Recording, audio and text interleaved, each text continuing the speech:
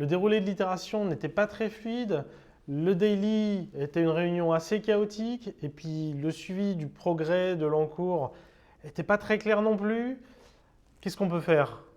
Dans cette vidéo, justement, on va voir, nos astuces pour faire un board qui serve à l'équipe pendant les délais et pendant l'itération pour passer de l'information et en avoir. Cette vidéo, c'est la suite de celle sur le planning. On vous avait promis de vous montrer nos astuces pour faire un board. Et ben voilà. Je suis Jean-Pierre Lambert, je suis avec Constantin Gay. Il nous a dit bon, Scrum Life, la première chaîne YouTube française qui parle d'agilité, sans détour, sans tabou et avec humour. Et si c'est le genre de sujet qui vous intéresse, abonnez-vous et pensez à activer les notifications. Donc oui, Constantin, aujourd'hui, après le sprint planning, on a envie de parler du board. Parce que le board, c'est le foyer de l'équipe. En daily, on se retrouve autour de son foyer, autour du board. Ça va être le reflet de l'itération, le reflet des process, de comment on travaille. Et donc mécaniquement, la question se pose, comment on anime le daily? Comment ce board reflète cette animation daily? Comment elle l'anime? Comment elle le facilite? Et puis finalement, ça marche dans les deux sens. C'est-à-dire que quelque chose qui prend beaucoup de place au board, c'est que ça doit être important. Ou quelque chose dont on ne parle jamais, peut-être qu'il faudrait l'enlever. Donc, effectivement, moi par exemple, quand je commence un board, ce que j'aime bien faire, c'est quelque chose de très simple. Parce que je pars du principe que c'est toujours plus facile de ne pas mettre quelque chose qu'une fois que c'est mis dedans, de pouvoir l'enlever. Ça demande quand même une certaine réflexion. Donc j'essaie de partir avec le board le plus simple possible dès le départ et de le faire itérer. Voilà, première question. Qui est-ce qui le fait ce board? C'est évident, c'est le Scrum Master, c'est son boulot, c'est là où il va briller. Je suis pas si sûr, hein. Parce qu'en fait, moi je l'ai fait aussi, hein. Je suis au moins autant coupable que toi, mais globalement, il faut vraiment que ça soit l'outil de l'équipe. Il faut vraiment que l'équipe elle se l'approprie. Donc idéalement, c'est à l'équipe de le faire le board. Et quand je dis idéalement, en fait, si déjà en tant que Scrum Master vous leur faites le board, potentiellement vous avez déjà raté votre taf en fait. Ouais, mais moi en tant que Scrum Master, je suis aussi membre de l'équipe, donc j'ai quand même mon mot à dire dessus. Tu as de l'expertise. Effectivement, on va donner des conseils, des guidelines, des petites astuces sans les imposer. Juste, on pourrait faire ça, vous en pensez quoi? Il se trouve que ça résonne aux problématiques qu'on a, ils peuvent se l'approprier. Et puis toujours, on pose le cadre. On rappelle, il y a un objectif de sprint, il est super important. Les tâches, elles sont où? Est-ce qu'on les visualise bien? On va plutôt les challenger. Ouais, sur les les éléments. challenger, proposer de l'aide, mais le jour où c'est nous qui faisons le board, potentiellement, on a passé la ligne. Bon, je sais que c'est plus facile à dire qu'à faire, hein. Question bête, hein, mais où est-ce qu'on le fait le board? Si on reste dans cette idée que c'est le foyer de l'équipe, logiquement, on le ferait là où se trouve l'équipe, hein. Si elle est colocalisée, logiquement, c'est dans leur bureau, dans leur open space, là où ils font leur daily probablement. On parle souvent de radiateur d'information. Effectivement, c'est là et l'information en sort. Ça sert à l'équipe au quotidien à s'organiser, à faire leur daily, à bouger des tâches, à voir comment ça avance, mais ça sert aussi beaucoup effectivement aux personnes qui passent par là simplement pour avoir l'information sans interrompre les gens. Donc, ok, on va faire un nouveau board là, qui est là, l'équipe elle démarre. On met quoi comme colonne dans ce board? Alors moi, donc j'aime bien commencer simple, puis ça va dépendre quand même de votre workflow, mais on va déjà commencer par to do, in progress, puis done. Il y a des chances que votre workflow soit plus compliqué que ça, hein, qu'il y ait des colonnes à tester, en attente, peu importe. Du coup, à ton avis, est-ce qu'on doit les faire apparaître? Moi, je ne suis pas très fan en fait. C'est-à-dire que, ok, il y a des choses qui doivent être faites. On a déjà un outil qui sert exactement à ça. Ça s'appelle le Definition of Done. Effectivement, c'est ce que tu as cité. Dans le Definition of Done, ça doit être testé, documenté. La revue de code a été faite, etc. Toutes ces choses-là, elles doivent être écrites. Par contre, quand on les met sur le board, voilà, to do, en cours de développement, en cours de revue, et ainsi de suite, elle suggère qu'il y a un workflow à suivre absolument. Alors, ce qu'il faut, c'est que ce soit fait, pas forcément dans cet ordre-là. Donc, ça doit être fait, ça doit être dans le Definition of Done, mais de ne pas te forcer d'ordre via le board, ça permet justement d'aller dans de la collaboration où peut-être que c'est à la fin du sprint et que, exemple tiré au hasard, hein, peut-être qu'une petite session de pair programming nous permettrait d'avancer plus vite et de faire la revue en direct plutôt que non développement puis revue de code. Typiquement, moi, c'est aussi quelque chose que j'aime bien dire, c'est que si on a une colonne entre in progress et done, par exemple, qui est attestée par le PO, ou revue de code, peu importe, En fait, c'est un petit peu trop facile pour le développeur de dire bon bah moi j'ai terminé, je le passe dans cette colonne-là, c'est en attente du PO, puis du coup je commence autre chose en attendant. Et effectivement, de faire que pour passer en done, ça fait partie de la definition of done, C'est un effort collectif. exactement, on est plus à aller chercher le PO pour lui dire hey, j'ai fini, pour pouvoir passer la tâche en done et passer à autre chose. Et du coup, la DOD, pourquoi est-ce qu'on ne l'afficherait pas sur le board? Évidemment, c'est souvent une bonne pratique, hein, les équipes, le definition of done. En plus, le definition of done, c'est un artefact très important de la transparence. Donc effectivement, quelqu'un, un inconnu, un manager très haut placé, qui passe par là et qui voit ça c'est fait, ça c'est pas fait, ça veut dire quoi fait? Donc là, on en revient sur le definition of done. Donc de l'avoir juste à côté, là, dans un coin, On peut le mettre là. par exemple, à côté du done, justement, ça serait particulièrement bien vu. Et en plus, ça nous rappelle que régulièrement, il faut la revoir, la challenger. Qu'en revue, on est censé se poser la question pour chaque élément, est-ce que ça a bien été fait? Donc je peux bien aussi pouvoir l'emmener si on ne fait pas la revue dans l'open space, par exemple, ou à côté du board. Après, il y a d'autres alternatives. Moi, une alternative que j'avais pratiquée, que j'avais expliquée dans l'épisode sur le definition of done et dans des articles, on avait fait des petites fiches qu'on imprimait et qu'on associait en fait à chaque élément de travail. Et pour chaque élément de travail, on cochait littéralement est-ce que c'est fait, est-ce que c'est fait. Moi, ce que j'aime bien dans cette approche-là, c'est que ça responsabilise vachement le développeur ou les développeurs qui ont travaillé sur la tâche pour cocher tout et puis vraiment la mettre avec le reste sur done. Il y a un côté physique, quoi. Exactement. On est là, est-ce qu'on l'a terminé, oui ou non? Il y a quand même un autre cas de figure où ça fait du sens de détailler les différentes étapes. C'est quand on commence à mélanger justement le tableau Scrum avec un petit peu, voilà, quand on saupoudre un peu de Kanban, on met des limites sur le travail en cours.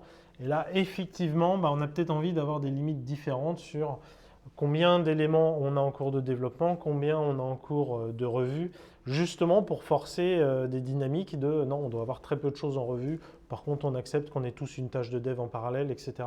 Et là, mécaniquement, oui, c'est sain de les modéliser. Mais tant qu'on ne rentre pas dans cette logique de limiter le travail d'en cours, moi je recommande vraiment, vaut mieux aller sur le workflow le plus simple possible avec le moins d'étapes possible et on utilise le definition of done pour bien s'assurer qu'on a tout fait. Dans l'ordre, on s'en fiche, il faut que ce soit fait. C'est ça.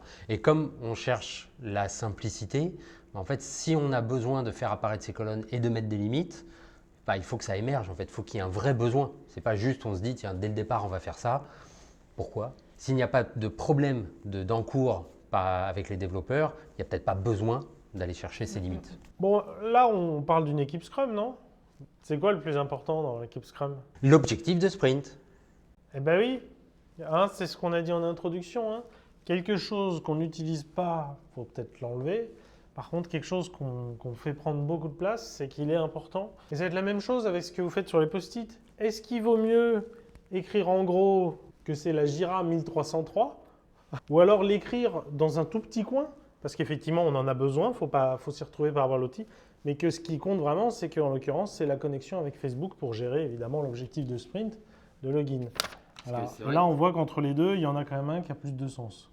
C'est vrai que l'outil, c'est justement de la discussion pendant le daily, mais pas seulement, mais au moins pendant le daily. Donc c'est vrai que si on dit, voilà, moi j'ai travaillé sur la Jira 1303, c'est pas très engageant et ça ne dit pas grand-chose, alors que j'ai terminé ou je suis en train de travailler sur l'implémentation de Facebook, c'est quand même beaucoup plus parlant. Alors maintenant qu'on s'entend, ce que je te propose, c'est qu'on en fasse un vrai board Scrum. C'est qu'on rajoute une autre colonne là sur le côté, mais qui serait du coup le PBI, ou la user story. Et donc effectivement, on aurait Jira 1303. Non, connexion Facebook. Voilà. Et on a une ligne par élément de backlog à faire. Et on en aurait effectivement une autre, et ainsi de suite. Et là, on va mettre les tâches techniques. Donc là, dans cet exemple évidemment fictif, hein, excusez-nous les développeurs si on dit n'importe quoi, mais voilà, dans cette connexion avec l'utilisation de Facebook pour se connecter, voilà, il y aura une partie UI, design, conception, hein, l'ajout du bouton, permettre le faire, le parcours, etc. Une notion d'API, puisqu'on va utiliser Facebook, et puis une notion de sécurité, il faut qu'on ait le bon jeton pour pouvoir leur parler, etc. Donc là, voilà, et en fait, la différence vraiment d'intelligibilité entre les deux, les éléments de backlog produit, ça doit être compréhensible par à peu près n'importe qui. N'importe qui dans l'équipe, n'importe qui même dans l'entreprise, PO compris, mais même en dehors de l'équipe. Un stakeholder qui passe, il doit comprendre. Et d'ailleurs là, peut-être qu'en écrivant juste Facebook, on était peut-être un peu light. Et là, par contre, les tâches techniques, mais elles, ça doit être juste compréhensible par l'équipe de développement. Donc pas en dehors de l'équipe, mais même le product owner, le scrum master, à la limite, c'est l'équipe qui se débrouille. Par contre, effectivement, entre eux, il faut qu'ils soient alignés. Là, on a mis UI. Si déjà entre eux, ça ne suffit pas, il faut donner plus de détails, il faut peut-être qu'ils les mettent. Il faut qu'ils s'alignent entre eux. Mais on n'a pas besoin. Ils peuvent mettre des détails techniques, ils peuvent mettre tout ce qu'ils veulent. Là, c'est leur domaine, j'ai envie de dire. Et donc, à chaque fois que l'équipe termine une partie, elle passe de doing à done, et ainsi de suite, pour tous les éléments. Donc effectivement, la user story ou l'élément de backlog produit, lui, il ne bouge pas. C'est vraiment la ligne. Après, je ne vous cache pas qu'il y a des équipes, elles aiment bien, elles se font plaisir. Non, là, on a vraiment terminé la user story, l'élément de backlog. Bon, je ne sais pas si tu as vu, Constantin, on n'a pas parlé de burn down. Non. Il y a bien sûr, ça c'est le board de base. Maintenant, il y a des éléments à rajouter, effectivement, suivant vos besoins. Le burn down est un outil très utile. J'avais d'ailleurs fait un petit sondage sur Twitter il y a quelques temps pour savoir quand est-ce que vous mettiez vos burn down à jour. Et ce qui est intéressant, c'est qu'il y a beaucoup de monde qui le font à la fin du daily, par exemple, ou en dehors du daily. Et moi, en fait, ce que j'aime bien, c'est que ce burn down, on le voit justement très tôt dans le daily, parce qu'il va pouvoir nous dire ce qu'on va devoir faire pendant cette journée, puisque si le burn down nous montre que on est très plat, on n'a pas fait beaucoup de done pendant ce sprint et qu'on arrive en milieu de sprint ou fin de sprint, en fait, c'est un élément qui va nous permettre de le voir et de prendre des décisions, de dire comment est-ce qu'on peut se dire qu'on peut faire au moins un élément, le plus important, en done. Voilà, donc ça permet de prendre des actions, ce qui fait qu'au lieu que les développeurs fassent tout leur plan pour la journée et puis se rendent compte à la fin qu'il y a des urgences parce qu'on n'a pas fini quelque chose, au moins on le voit tout de suite. Donc ça pose la question vraiment de comment on le regarde. Parce que quand on le regarde même juste en review, quand on ne l'a pas regardé en daily, et là on est à plus bas niveau, on regarde la fin du daily. C'est beaucoup trop tard. Du coup, si là, regarde, j'ai un super burn down, top moumout. On en fait quoi, du coup je suis tes conseils, on le met en bas, on le regarde à la fin. Si on le met en bas, effectivement, on le regarde à la fin. Donc, on va essayer plutôt de le mettre là. Comme ça, on se dit à chaque fois, tiens, par rapport à l'objectif du sprint, où est-ce qu'on en est? Et est-ce qu'il y a des actions qu'on peut faire, qu'on peut prendre? Alors, sachant que ça, c'est une visualisation classique du burn down, on n'est pas obligé de le faire de cette manière-là. Il y a des équipes qui regardent simplement l'état du board, finalement, est-ce que les post-it sont à droite ou à gauche? L'important, c'est qu'il y ait cet outil qui vous aide à voir où on en est. Donc on en revient sur l'animation du daily, comment vous le faites, comment cet outil vous aide à le faire et comment il le reflète. Et en fait, le board, c'est vraiment ça, c'est un outil pour l'équipe pour prendre des décisions chaque jour et plusieurs fois par jour. Alors, il y a quand même plein d'autres choses qui sont possibles. Tu m'avais parlé d'un calendrier des absences, plein d'équipes font ça. C'est pas mal d'avoir le calendrier pas loin pour dire, tiens, là, je ne serai pas là demain, je vous le rappelle, choses comme ça, voilà, vraiment pour pouvoir planifier encore une fois. Et en plus, ce qui est marrant, c'est que c'est toujours la question qui arrive. En daily, encore une fois. Ah, mais machin n'est pas là. Ah, mais oui, il n'est pas là aujourd'hui. On rejoint toujours sur cette notion par rapport au daily. Donc ça peut être aussi sur les tâches techniques, quand une tâche est en doing, chaque jour qui passe, on va rajouter un petit point ou quelque chose pour dire que voilà, cette tâche elle est en cours depuis tant de jours. Et ce qui peut encore une fois lever des alertes, c'est-à-dire chacun peut se dire ah là attends, ta tâche elle est là depuis quand même 5 jours, est-ce qu'on ne peut pas t'aider, est-ce qu'il n'y a pas quelque chose à faire pour pouvoir la terminer plus rapidement? On en revient encore une fois sur le daily. En daily, comment on détecte ça, comment on anime, comment on facilite ce daily. Ah, tu nous dis que ça va bien, est-ce que c'est le cas, etc. C'est de l'information qu'on passe et que les autres voient pour pouvoir agir, la collaboration. Il y a plein d'autres trucs, plein d'idées qui ont été reprises d'ailleurs dans un petit livre très sympa dont tu m'as parlé.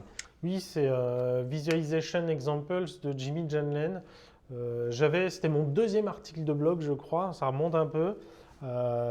Très très bon livre, un peu compliqué d'acheter en France, il faut se le procurer sur Amazon UK, mais vraiment du bonheur à lire. Chaque page, on tombe sur un exemple. Pareil, on peut aussi faire un calendrier. Où est-ce qu'on en est dans l'itération? On est au début, on est à la fin, parce qu'effectivement, il n'y a pas les mêmes dynamiques par rapport au début où on dépile les trucs et à la fin où il faut juste terminer. pour se ramener les temps forts. Il y a énormément de problématiques, plein de choses pour les animer, pour les visualiser. Tout ce qui est management visuel. Tout ce qui est management visuel. Donc il y a aussi effectivement des liens à faire entre le monde parfois très classique du manufacturing avec voilà, une petite boîte qu'on peut mettre hein, où les problèmes qu'on ressent, on les met. Et puis après, on va les dépiler en rétro parce qu'au final, on fait du Scrum un peu classique. Mais on n'attend pas forcément le dernier jour pour les noter. On peut faire des choses avec les coups d'eau aussi. Les trucs, hey, c'est super, je le note. Voilà, on se le ressortira plus tard. Je suis super content, on m'a aidé, etc. C'est vraiment un champ énorme. Et c'est aussi, c'est peut-être le mot de la fin, c'est que là, ce qu'on vous montre, le fait de faire un board physique, parce qu'il y a quand même un débat sur est-ce qu'il faut un board physique? Parce que mon board Jira, il est quand même génial. Effectivement, il a l'intérêt d'être numérique. Il y a quand même des intérêts à avoir un board numérique. Tu avais fait un épisode dessus, je crois. J'en avais effectivement fait un épisode où on parlait board physique ou board numérique. physique, board numérique. C'est très compliqué d'expliquer à des personnes qui n'ont pas goûté à ça en quoi c'est vraiment génial. Moi-même, je n'ai pas la réponse. À chaque fois, ma meilleure réponse, elle est faites un super board et vous verrez, c'est super. Parce qu'on peut le faire vivre, parce qu'on peut bouger des choses, on peut rajouter, on peut ajuster, etc. C'est vraiment très puissant. Donc si vous avez la chance de faire un board physique, vraiment utilisez-le. Moi, j'ai un exemple vraiment qui est criant, qui se passe quasiment à chaque fois quand j'installe un board physique avec les équipes. Ce sont les développeurs qui me décrivent, c'est le côté grisant de tout le monde est en train de travailler et de se lever et d'aller mettre sa tâche en done en silence, mais devant tout le monde, donc tout le monde le voit et le comprend, et ça donne un côté accomplissement, on a terminé quelque chose, et on peut continuer, et on peut commencer une nouvelle chose, et c'est assez grisant. On vous demande de croire sur parole, parce qu'encore une fois, ça ne vous convaincra pas si vous êtes convaincu qu'il ne faut pas de physique. Ce qu'on vous propose, c'est de nous montrer vos boards, donc tweeter quelque chose ou via LinkedIn en utilisant le hashtag mon board est génial, et si c'est sur Twitter, en taguant Scrum Life TV. Et puis on vous les montrera, peut-être qu'on les montrera pendant les lives ou sinon une vidéo dédiée hein, si vous nous en envoyez suffisamment. Alors n'oubliez pas par contre, c'est de flouter tout ce qui pourrait être sensible hein, par rapport à votre équipe, à votre client, à votre produit, mais c'est vraiment de voir l'aspect du board qui est important. Il y a vraiment beaucoup de très bonnes idées, très belles inspirations. Donc ce serait sympa quoi qu'on partage tout ça. À bientôt. Ciao. Vous êtes nos plus grands fans.